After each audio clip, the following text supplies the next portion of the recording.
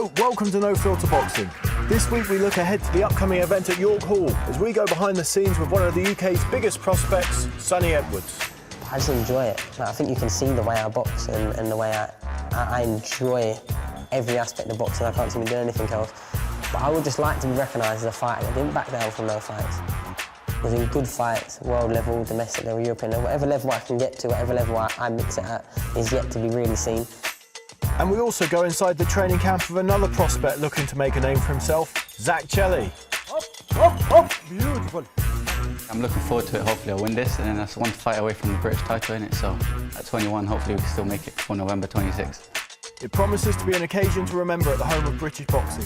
And for Edwards, it's the opportunity to enhance his reputation as a future world champion.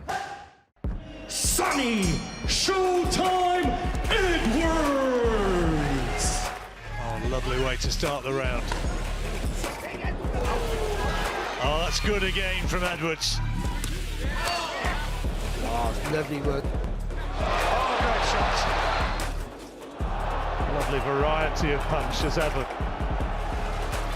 Oh, that's lovely.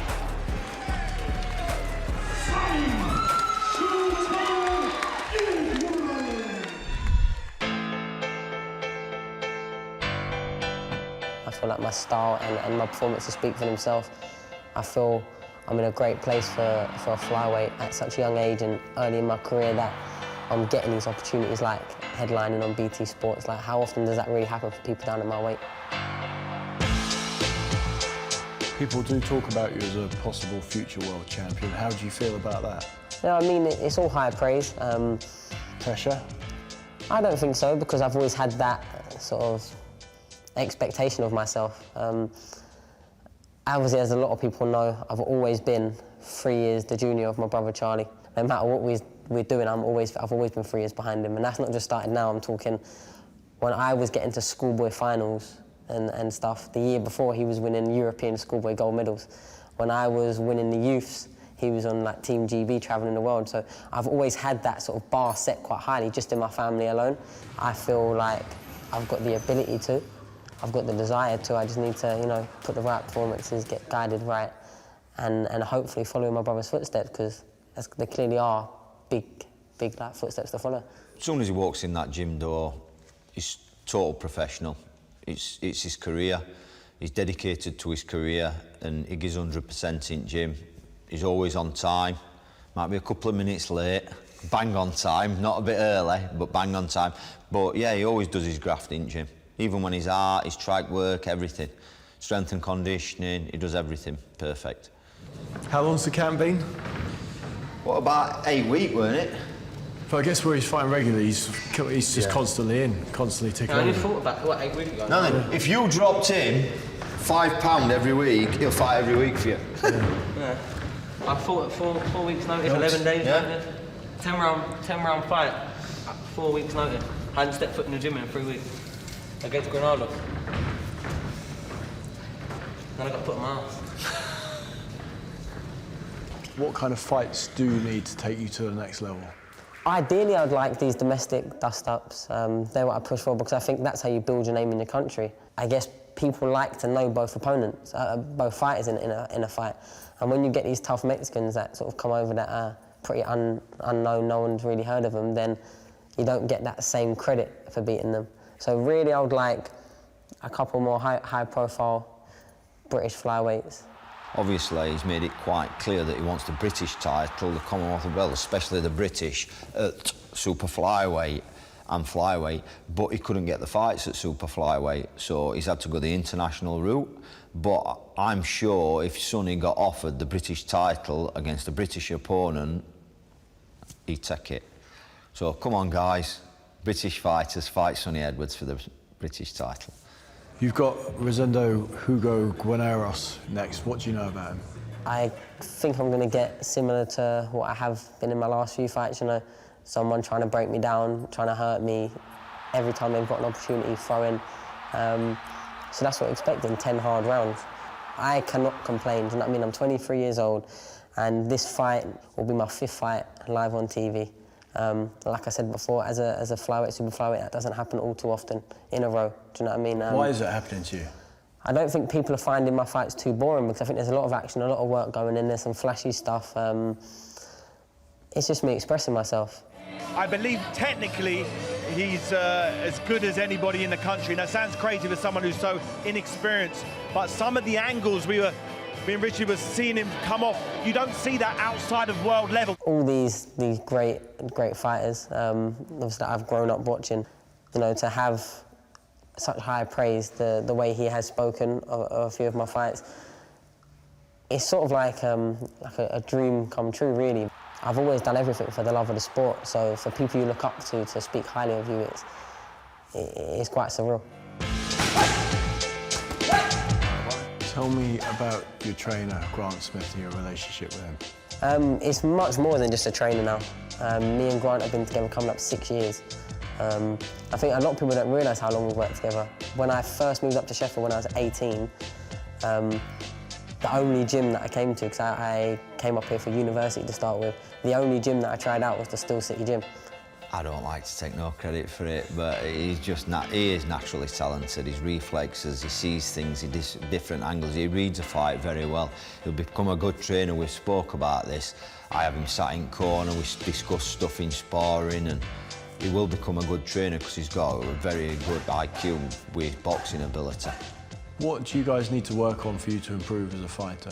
The main thing you've got to go with is your strengths. I think some people, they look at their weaknesses and they try and adapt them too much. If you get to a certain point and a certain level of performance, it's because of the things you do well, you're doing them very well, do you know what I mean? Obviously, a lot of people say, do we have the punch power for world level? Will you have the strength, etc.? And I think I'll be able to prove that as time comes on. He's already climbing up the rankings now for the world rankings. All he needs to do, we just keep getting a mixture of the sparring, a mixture of fights, different styles, southpaw, orthodox, fighters, boxers, and MTK and Frank, that's what they've been delivering for us. So we just keep mixing it like that, and he will become a world champion.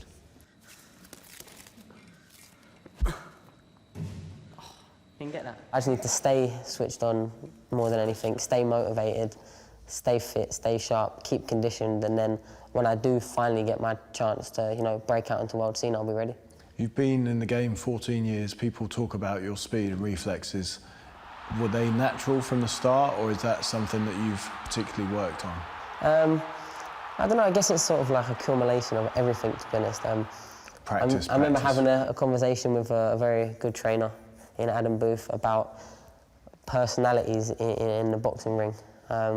That you tend to see someone's outside of the ring personality in some way of when they're performing.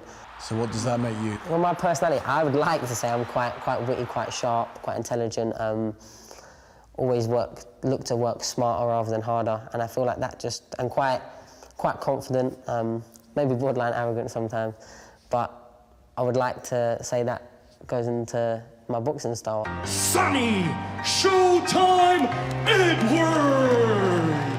Slick, sharp, on point, great movement, great reflexes. You know, I really like Sonny's style. It's not going to be long before he's fighting for them world titles. You know, he's in flyweight division where there's not many fighters out there, and he's going to be pushed quick, and he should be, because he'll be ready in the next year, 18 months, he'll be ready to fight for them world titles. The fact that your brother's gone on to win a world title, does that make you think it's that much closer and possible, the fact that he's done it? Yeah, of course. Like, me and Charlie have been mixing at a very similar level for years now. And I think if you'd ask anyone that's seen us spar or seen us spar the same opponent, you know what I mean? We have mixed it for, like I said, at a similar level for a very long time. And him achieving that goal just, yeah, it made me realise how, like, within a touching distance it is. With the right fight at the right time, I should be and will be a world champion. Who's the more talented brother? I think everyone would say I'm more talented naturally, but Charlie, his work ethic is second to none. I think you can just see the shape that he gets into. Like, his body fat drops down to like 1%, you know, when he's on them scales. He lives the life and he's dedicated to it. But I've always relied on sort of, you know, my natural talent. You talked about sparring Charlie that night. Grant tells me that you guys do spar like cat and dog. He helps me for my sparring, but I don't get brought in really for his camps. Is there a price that would get you in the ring together? Oh yeah, it's not that much either. We spar for free. No, but you know, to fight. I don't think the British board will ever sanction it, like, because obviously Charlie would be going down in the 4th round. We'd all put a lot of money on there. It would be nice, you know what I mean? But it's one of them things. I mean, if the public wanted to give us Anthony Joshua money, then I'm sure we'll both go on, Charles. I'll see you on the other side. Your mum's health has been well documented over the last year or so. How much has boxing helped you through that time?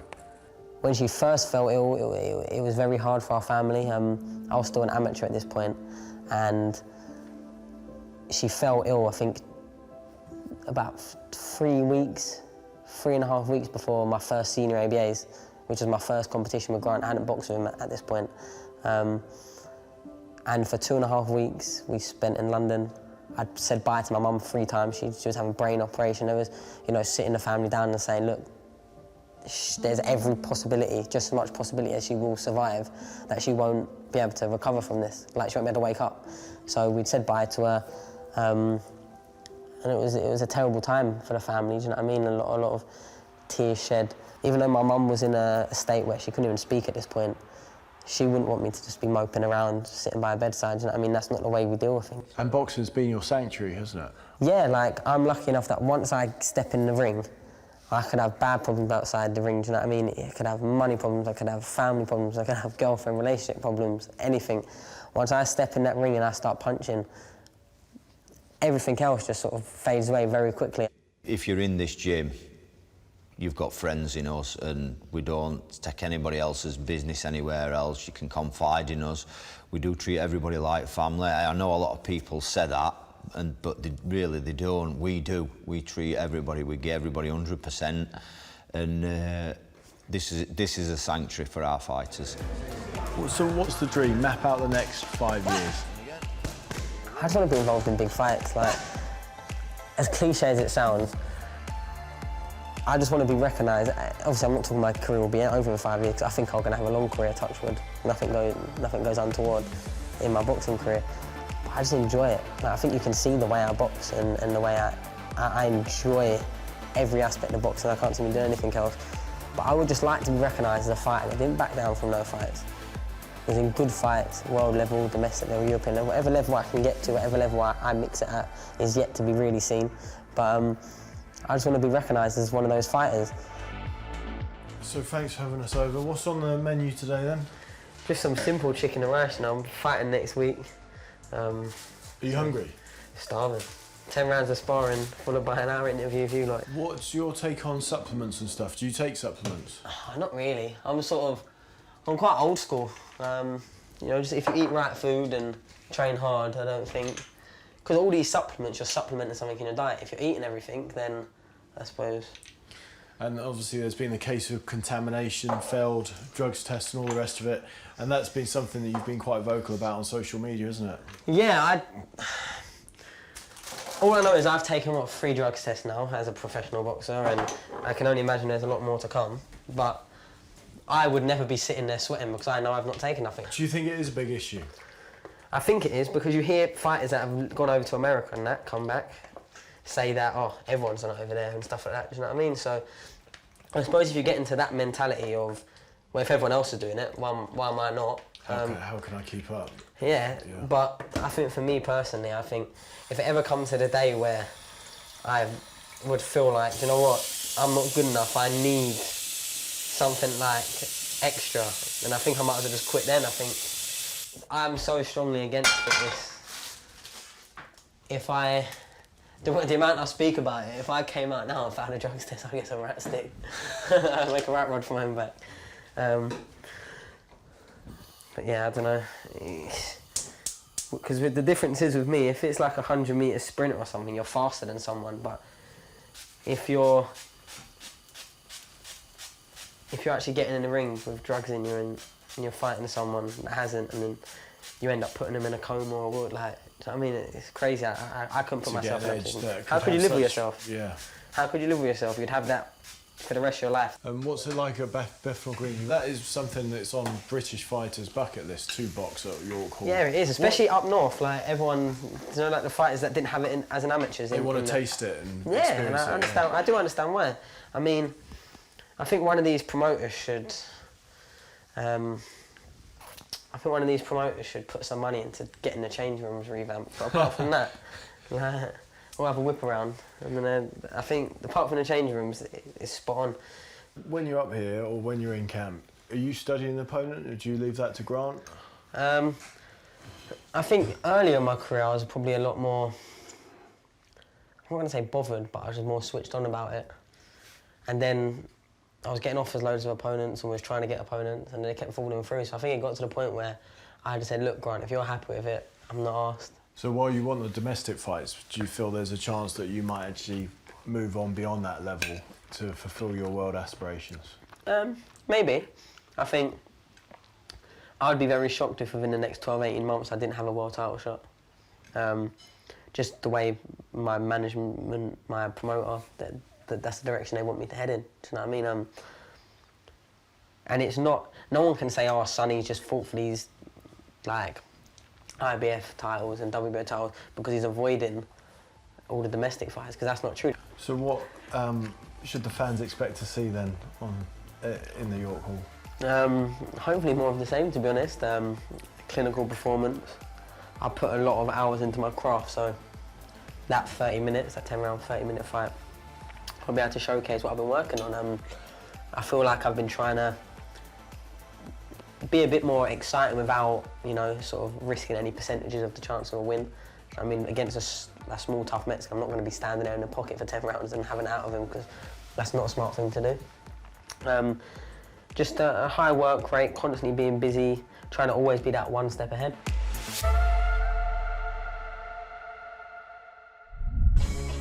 Join us after the break when we look into the training camp of Zak Chelli. He also fights at York Hall and will be looking to maintain his unbeaten record.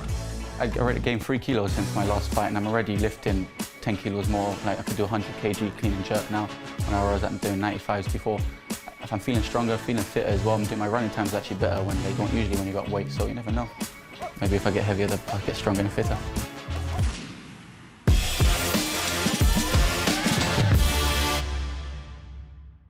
Welcome back to No Filter Boxing. We now turn our attention to undefeated Zak Chelli. He fights another unbeaten prospect at York Hall in Cody Davis, and this one has the potential to be a domestic classic.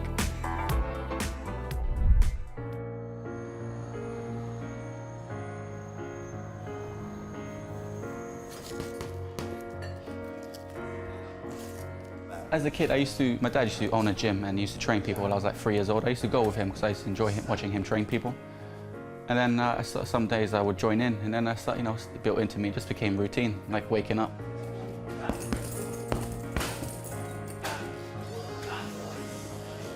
My dad already programmed me to be a boxer from a little kid, so it's written in the books. It was a dream given to me, yes. But now, obviously, as a pro, I see the bigger picture, and now I'm even more hungry to achieve the top goals. Beautiful.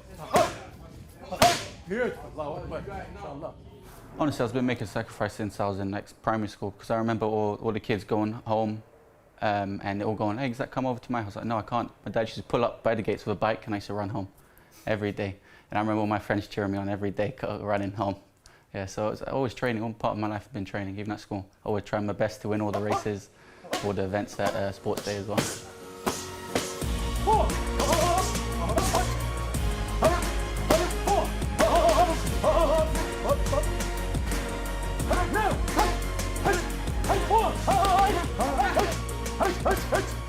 Beautiful, bello. Father trainer, he's literally 24/7 training, 24/7 father. So I live with him, sleep, eat, we do everything the same.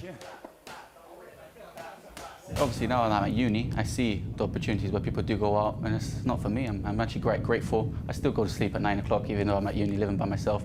So I'm actually quite grateful I wasn't put on that path, I'm on a straight path.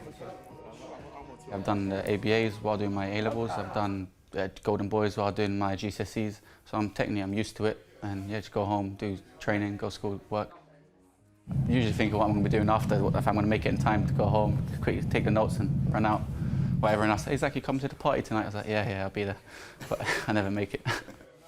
Luckily, at the moment, it's the holidays. So yeah, luckily for so far, even during the Southern Era title, is the holidays, during April holidays. So it all fits in perfectly, thank God, you know.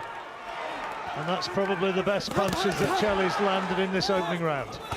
Yeah, he's got to him again, left hand, two of them, and down he goes. Super middleweight champion, Zack Shelley. I was still at university at the time, so I took it to university, took some pictures of my friends, and took it to my grandma literally 2 weeks ago. Because I told her before the fight I'd bring it to you and we'll take some pictures, and I did that.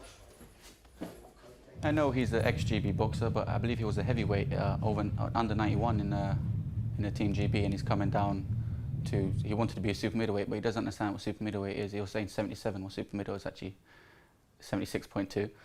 but yeah, we're fighting at light heavy. I chose it to be at light heavy because I was grown into it, and you know I'm the A side, so I like to pick the weight. Beautiful right. I love this one.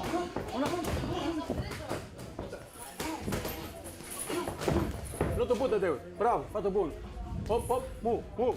I already gained 3 kilos since my last fight, and I'm already lifting 10 kilos more. Like I could do 100 kg clean and jerk now, when I was doing 95s before. If I'm feeling stronger, feeling fitter as well, I'm doing my running times actually better when they don't usually when you got weight, so you never know. Maybe if I get heavier, I'll get stronger and fitter. 3, another 7. 6 7, 8, 3, 4, 5, 6, 7, 8, 9, 10, up. 1, 2, 8, 9, and 10. My dream as a child, at age 10, was to be a heavyweight champion of the world. At the moment, obviously, I'm nowhere near there. I'm a light heavyweight, but you never know. A couple of titles this weight, we can see where it goes, or I might be comfortable at this weight.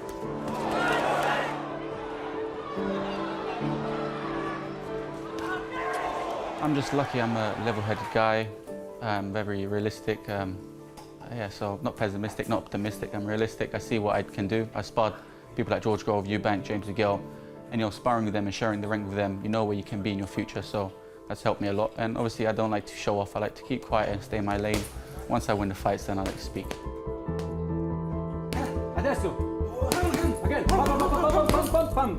A lot of people, they get Lonza belt and they're already seen, well, the world levels are up the top, so that's one of my dreams, to get that belt. Your call, already fought there twice, and you know, it's London, you know where my people are, so they'll come here and support me.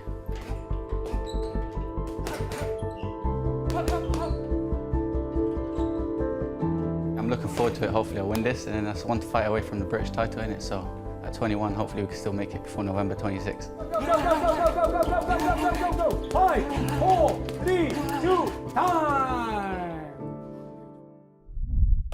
That's all we have time for. Don't miss the big event on September the 14th at York Hall as Sonny Edwards and Zak Chelli continue their rise in the professional game. Bye for now.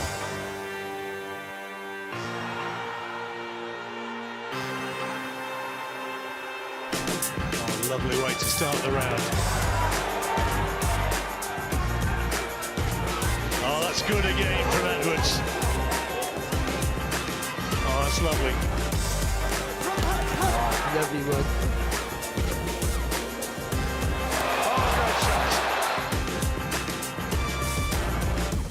Lovely variety of punch as ever. Landing a solid right hand and powering on the pressure once more.